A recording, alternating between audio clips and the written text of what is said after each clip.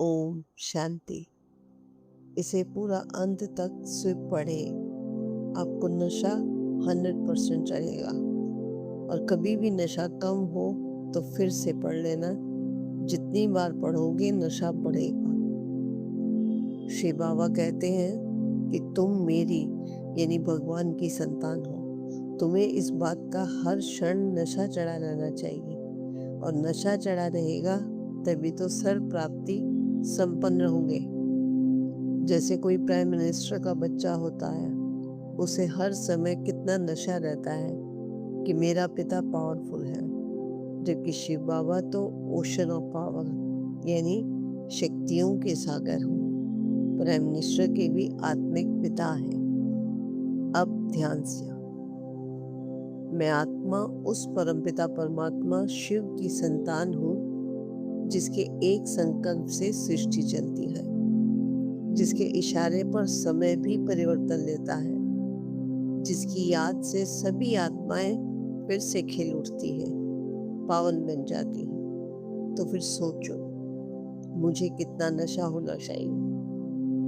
अगर किसी देश के प्रधानमंत्री का बच्चा अपने परिचय से आत्मविश्वास में रहता है, तो मैं तो स्वयं परमात्मा की संतान हूँ।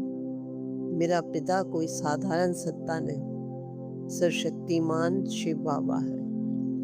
मुझे हर कदम पर यह स्मृति रहनी चाहिए, मैं अकेला नहीं चलता, मेरे साथ स्वयं शिव बाबा चलते हैं। जब मैं बोलता हूँ तो शिव बाबा की शक्ति मेरे शब्दों में भरती है।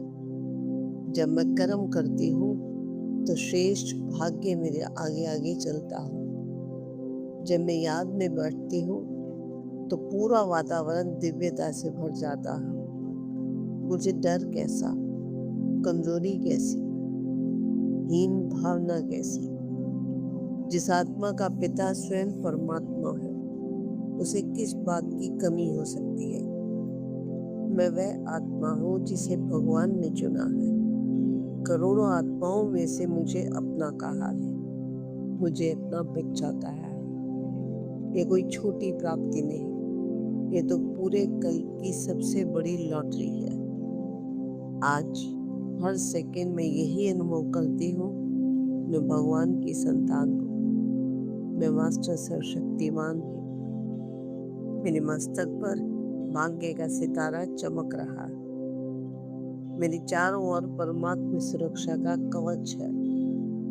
मेरा चलना भी अलग है, मेरी दृष्टि भी अलग है, मेरे वाइब्रेशन भी अलग है, क्योंकि मैं शिव बाबा की रॉयल संतान हूँ।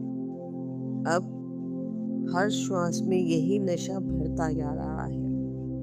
मेरा बाबा मेरे साथ है, मेरा बाबा मुझे चला रहा है, मेरा बाबा मुझे श्रेष्ठ बना रहा है। वाह बाबा, आपकी संतान होना ही सबसे बड़ा सम्मान है, सबसे बड़ा नशा है, सबसे बड़ा सौभाग्य है। अब प्रश्न ये कि जैसे किसी को कोई कमी हो, जैसे तन स्वास्थ्य की, धन की या रिश्तों में कड़वाहट की, तो पढ़ तो लेते हैं, लेकिन नशा तब भी नहीं चढ़ता। सारा ध्यान कमी पर ही जाता है। तब क्या करें? तब शिव बाबा बहुत गहरी बात समझाते हैं कि नशा स्थिति का नहीं होता, नशा ईश्वरीय संबंध का होता है।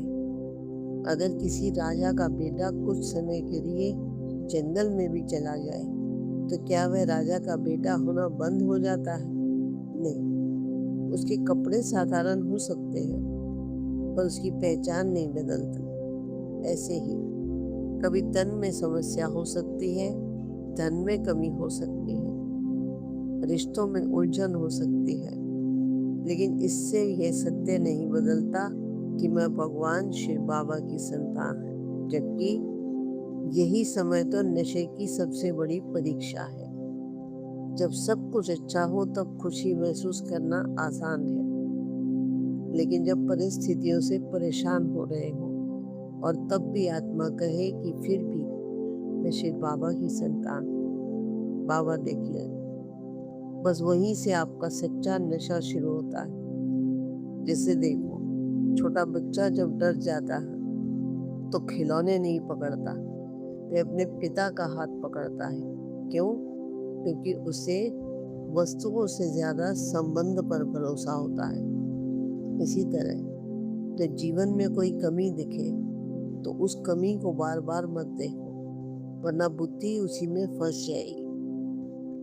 उस समय स्वयं से कहो, परिस्थिति मेरा भाग्य है, लेकिन अब मेरा बाबा इससे बड़ा है। शरीर कमजोर हो सकता है, लेकिन आत्मा में परमात्मा शक्ति भर रही है।